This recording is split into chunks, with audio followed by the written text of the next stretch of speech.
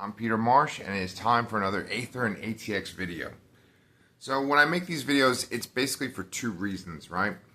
The main reason is because I'm making this video so I can sort of have a dialogue with myself and listen to these videos later on and see if what I say in them resonates with me or if they inspires me. It's like journaling, but because I have to make it more concise for a YouTube video, I'm really not just rambling and going off on tangents. I'm trying to make it more focused, right? So that's part one. Then part two is, you know, all of the people that I've admired, that I've considered to be heroes, these sort of weirdos that have existed throughout history, whose, like, you know, comics and books and movies and stuff have inspired me. You know, they're just doing their thing, right? They're just making things based on their passions. And this is what I'm the most passionate about. What I'm the most passionate about is understanding reality and, you know, just philosophizing about all of this. It's what gets me the most excited. There's many things that I'm like, oh, you should be focusing on this. This is what's important. But what like gets me the most excited is like just asking questions and trying to figure out why. You know, like, there's writing that I could be doing. There's yet another job I could take on to make some more money. And I will do those things because they're part of, like, the life that I live, right? But when I think about, like, what gets me excited to get out of bed in the morning, what makes me feel the best, it's when I'm sitting here pondering all of this stuff. So once again, this video is going to be me just reading from a computer, because it's just much better for me to read what I've written versus sitting here just freestyling it. So once again, here comes some exciting YouTube content of a guy reading off of a laptop. So like I said in the last video, which you should go check out as well, this is kind of like a follow-up piece to that last video. What I said in that video was just play this in the background. Just go for a walk and listen to this, or listen to it while you're driving. You know, have it in the background while you're doing your dishes or your laundry. It's not going to be what's on the screen that is interesting. It's what I'm saying, okay? So, and I mean, that's an assumption right there, right? I'm assuming that this will have some value for you. I mean, if you have watched other videos on this channel, then I guess it does have some value. And if you just found this for the first time, thanks, you know. You can definitely subscribe. I'd like to have a conversation. If there are people out there that are having thoughts that are similar to this, man, do I want to have a conversation with you. All right. Without further ado, now it's time for me to just read from a screen to you. Okay, here we go. Last night, I had another one of those revelations, a revelation that would seem extremely obvious to people that believe in manifestation and that research consciousness. The really obvious observation was that real freedom, the real peace, comes from quieting your thoughts and just observing. See, like, duh, that's what everyone is going to say, right? That would mean that Peter Marsh is just a character. I hesitate to call him an NPC, but if we're using the metaphor that life is like playing a video game, one of those RPG video games I mentioned in my last video, then I have to give that Peter Marsh character his traits. Okay, so, like, basically, let's just assume that I am a character in a game, and I have all the traits that a role-playing character would have, right? All the stats, right? So, I mentioned in my last video that, I have chosen all of this information to make a fully fleshed out character in this game. When you play an RPG video game, you feel connection to the character you created. You feel like you are them, but ultimately they are just a character that you control. You're not the actual character. I think this metaphor works. Let's see.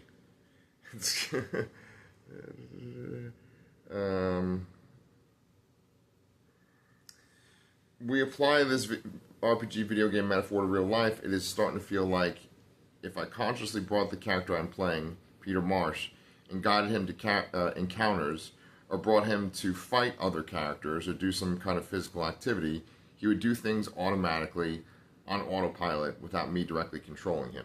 So the idea is that, like, any kind of interaction I would have throughout the day, I might choose to set myself on the path to have that interaction, but then when I have the actual interaction, I'm not actually controlling it. It's sort of just happening automatically. I think there is some validity to that. We might feel in control at the moment, but in every reaction we have with another person, it is an automatic reaction. What I say to my friend is what I was always going to say to my friend at that moment. So you might have intentions, but I think that like your emotions and how you physically feel dictate how you act in each moment, right? When you're by yourself, you have this chance to like really ponder things. But as soon as you're interacting with something in reality, whether it is recording a YouTube video like this, or interacting with a friend, or doing your job, then automatically things start to become. So I use the word automatically. You just start to do things without thinking, right? So in solitude, you're able to think, access this kind of higher consciousness, but in the moment, you're doing things without thinking. Right, here we go. Here's the next part. So imagine that every body, not everybody, but every body is a receiver for consciousness, and the body is what produces thoughts. You place your consciousness in that body. Let's use manifesting terms. You are the observer. That is all you are, and you are a piece of the consciousness that makes up all of reality. When you focus that consciousness directly on one person, it is like stepping into a sphere. The sphere is made of thoughts generated by the body. It swirls around you. While inside the sphere, you go from formless, invisible energy, so I'm saying your consciousness is formless, invisible energy, to invisible energy that believes it is the thoughts that believes it is the body, right? So your consciousness is nothing. It's this energy. It's not your flesh, right? But when you connect to a person, when you focus on a person, like I am focused on Peter Marsh, then I believe I am Peter Marsh. But my higher consciousness is something more, right?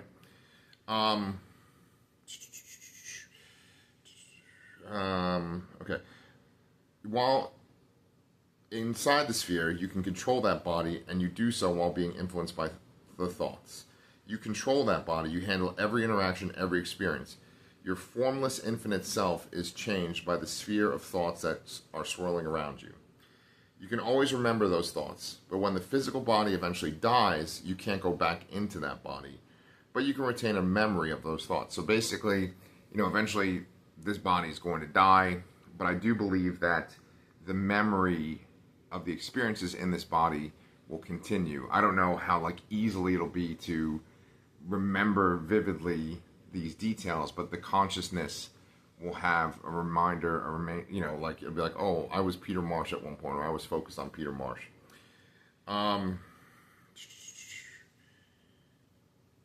Okay. Okay. Maybe you have done this for the existence of all humanity. Maybe manifestation gurus would say that you are just consciousness and that you are in every single person. When you go into one of the bodies and the thoughts swirl around you, you're bound by the rules that those thoughts create. You could only ever change that reality if you were to change the thoughts that you have. You can only change those thoughts. You can actually change those thoughts, but the process is by taking action within that physical body. Meditation can quiet the thoughts, slow them down. Doing so makes the thoughts more manageable. You can observe those thoughts and realize how they are influencing your actions. You can realize how those thoughts make you feel powerless, how they make you feel limited in what you can do, based upon the world that you have generated by those thoughts. I often have this revelation feeling after I go for a walk on my favorite trail. I especially have those thoughts if I walk on my trail and switch up my usual routine. I have even stronger revelations if I change up my routine on my trail and I choose not to listen to anything on my phone and leave my phone in my pocket. So that's one thing I want to talk about too. This isn't written in here, but I think it's worth bringing up. So when you're on your desktop and you might have a folder, and then you can make a folder within a folder, and you could just keep doing that, right? Perpetually.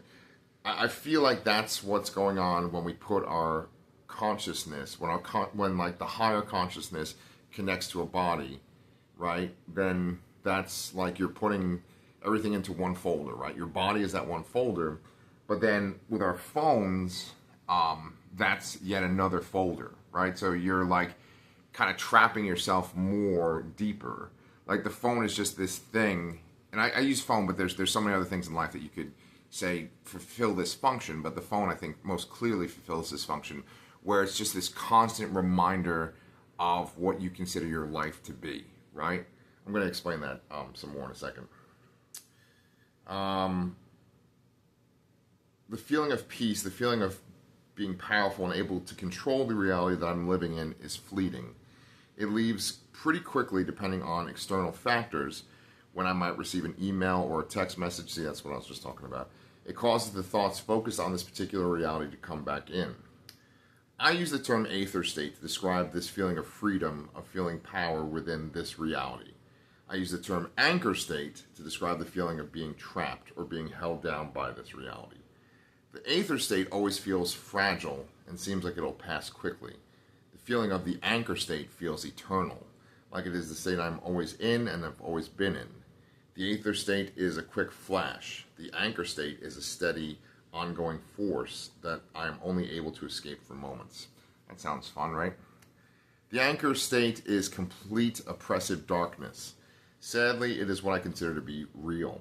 It is the place where I go where I say, okay, but in reality it's just this.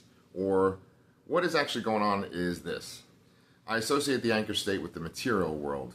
Yeah, but in reality, what is scientifically happening is this. Or, I'm actually doing this because psychologically, it should feel like the two states are equal, but I feel like the anchor state is so much more real and so much more powerful. The anchor state is the darkness without the light, and the darkness is always there. It is like darkness is the natural state of reality, and that the light is the miracle. The aether state is the flash in the darkness, the brief flicker of light. Maybe at some point in my life, the aether state will feel just as powerful. Maybe it'll have just as much strength and feel as real as the anchor state. The aether state feels like something you have to work for. It is like you have to build up your endurance to run in order to run for prolonged periods of time. You can walk and complete daily tasks without effort, without an increase in energy. The anchor state doesn't seem to require extra energy or focus. It is just the default state. Now, I'm talking about this is just in my personal experience. You might have this awesome life where you actually do feel like you have a lot of freedom and you feel like, you have this great life and you have a lot of control over it. But for me, the experience that I've had has made me feel the opposite. It could be from limited beliefs, another term that manifesting gurus bring up constantly. It could be that my life experience created limiting beliefs and that those beliefs are like solid orbs that circle around my consciousness once I enter into the sphere. The beliefs dissipate and become thoughts that follow the same path, circling around my consciousness. All right, so picture these orbs. I just picture atoms, right? Neutrons and electrons, protons, right? And they're all swirling around each other, right? So imagine that your beliefs are one of these, electrons swirling around you, and then they break up, and then they become these smaller items that circle around you, and those are your thoughts. Okay?